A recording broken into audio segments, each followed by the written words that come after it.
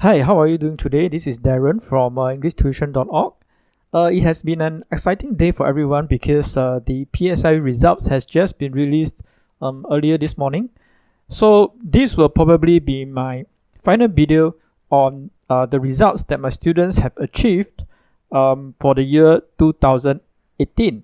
Now, I will not be discussing the results for all of my students, and I've just decided to single out a total of 4 students, okay, to share with you the story about their learning experiences. Of course, for obvious reasons, their names and all kind of identifiable information has been removed from the information or the screenshots that I'm about to show you. So without further ado, let's talk about the first student that I've decided to mention. And this student came to me in P6, and she was scoring borderline pass. So I only have a total of 6 months with her before she eventually takes the PSLE. So everything her learning has to be very, very, very compressed. And at the end of the day, at the end of the year before the exam, I think we ran out of time. She has to go and sit for the exam. 6 months is just too short a period of time to cover the entire PSLE syllabus. So I felt that she should be at least be able to get a B. That's our goal and that's our target since day one. Because at the end of the day, every student starts from a different starting point, right? Some students start at a higher level, while other students may start at a somewhat lower level. And it's all about achieving their personal best. And as long as they're putting in the effort, I'm confident that their grades will improve. And so we have good news for today. So from the screenshot, you can actually see that she has achieved the target that I've set for her. She managed to get a B. So well done, right? So my message to those students who are not doing so well in their P5 or maybe even their P6 midterm exams, don't lose heart, all right? As long as there's still time during the final few months just before the PSLE, you put in the effort, you will still be able to see some form of progress. Now let's very quickly move on to the next student. Okay, the next student is also another P6 student. Congratulations, you've just gotten your results. So I think the aggregate of 228 is a very respectable score, slightly above average for the express stream. And this student of mine actually got 4 A's, which is no surprise, right? Because his English wasn't that bad to begin with. He was already quite advanced when I got him as a student. And on top of that, he enjoys reading. So his language has always been, maintained at a rather high standard. So the goal and the target for him is to get at least a minimum A, right? For him to get a B would be kind of unexpected, right? Not that it couldn't happen, but the chances are low, right? So he managed to perform up to expectations, and I am very happy for him. So very glad that he has been able to achieve 4 A's, right, for all 4 of his subjects. So he should be able to choose so he should have no problem choosing and getting into the school of his choice. So well done and congratulations. Now let's move on quickly to talk about the next student that I've singled out. Now this student of mine is a primary 5 student, and she's a very intelligent girl. So at first we started out on a rough patch. She had problems adjusting to the lessons, but over time I think she's managed to adjust pretty well to my teaching style now, and vice versa. I've also tried to adjust my teaching style according to her personality and her learning attitude. And this is the end of year results, and I think she surprised herself that she has been able to achieve this mark, 80 upon 95, which is a pretty high mark for a P5 paper. Now to get 80 and above for P3, P4, that is quite an easy feat. Okay, but we do not know the real standard of the student until we get to P5, P6, where they are required to answer a lot of more of open-ended questions, and they get more demanding questions, and that's when they're truly tested, right? And then we can see whether their ability or their knowledge stand the test of the exams. So if they have just been answering MCQ questions and doing well in P3, P4, that does not necessarily mean that they will automatically do well in P5, P6.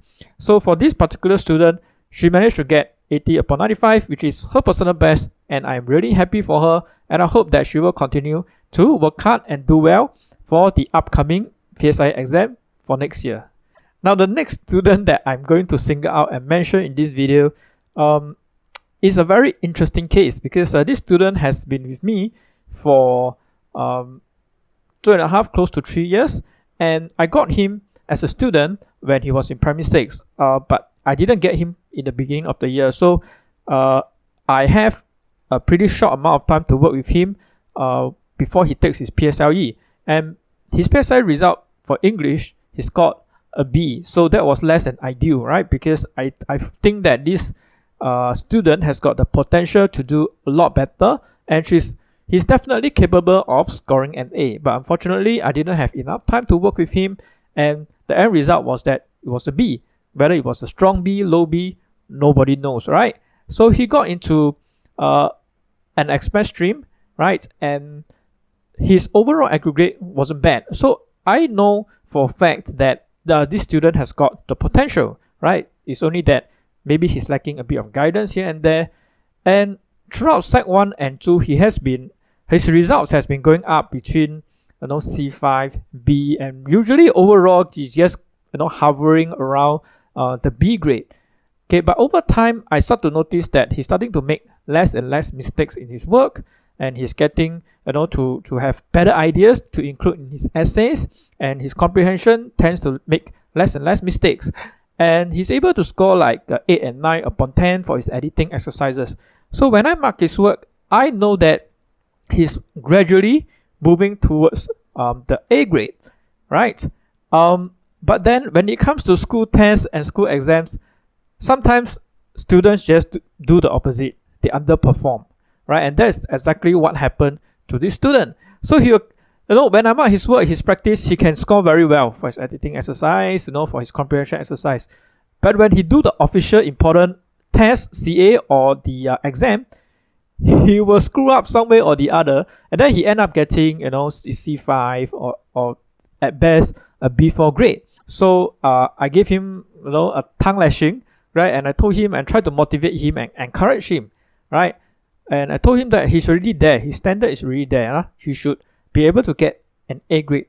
Maybe his mind wasn't ready to accept it yet, because he has not been able to score A's from primary school all the way to secondary school, right?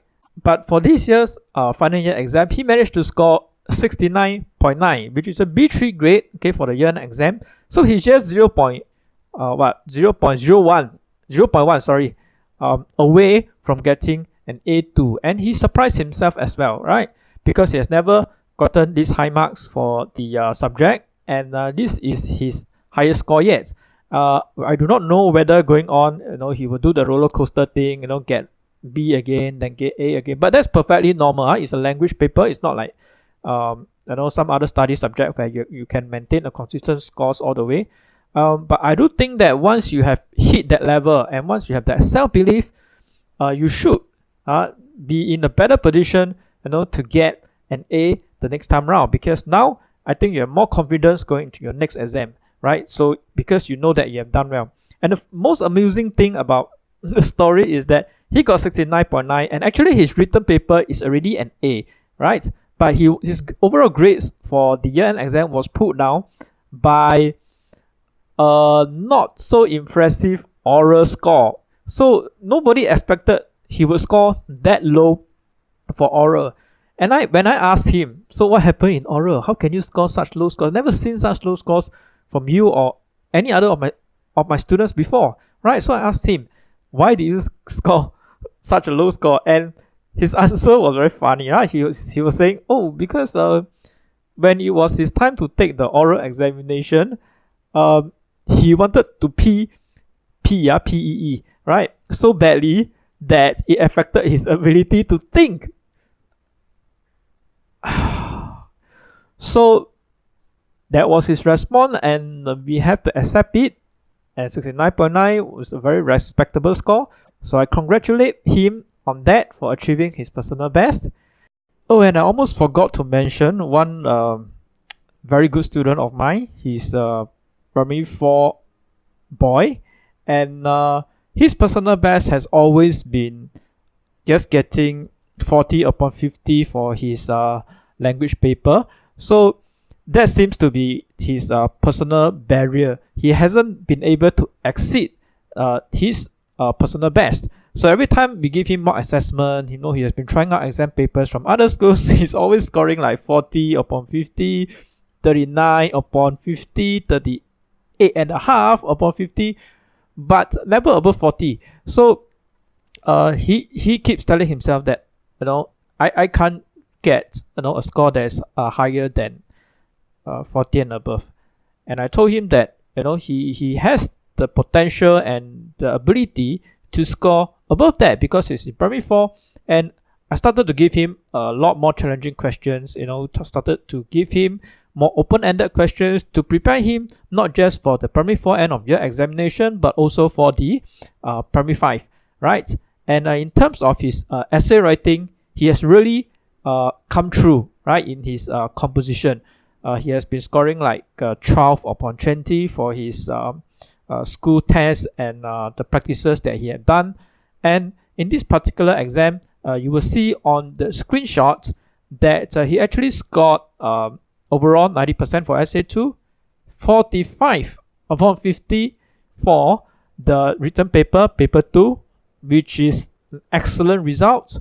And for composition, 16 upon 20. That is his own personal best. He has never scored this high before, and that's partly due to the efforts that he has put in, right, to push himself, right, to really challenge himself, to put in more effort into his composition writing. And this is the rewards that that he has gotten from his own efforts, right? And for listening, comprehend, oral, that's almost full marks, right? I doubt he will be able to duplicate that same result in primary 5, because primary 5 the exam is a lot more challenging. But nevertheless, 90% for SA2, P4, superb result. So well done and congratulations. Right, but the rest of the students, even my secondary school students, those who are in the normal acad stream, even though results are less than ideal, right, but nobody failed, everybody got promoted. There's no major problems along the way. Let's close up the year. Okay, for this year, give ourselves many pats on the back for putting in the effort and conquering the exams together. And hopefully we can look forward to an even better year in 2019. Alright, that's all I have to share in this video. Thanks for watching, and I'll talk to you soon in the next video.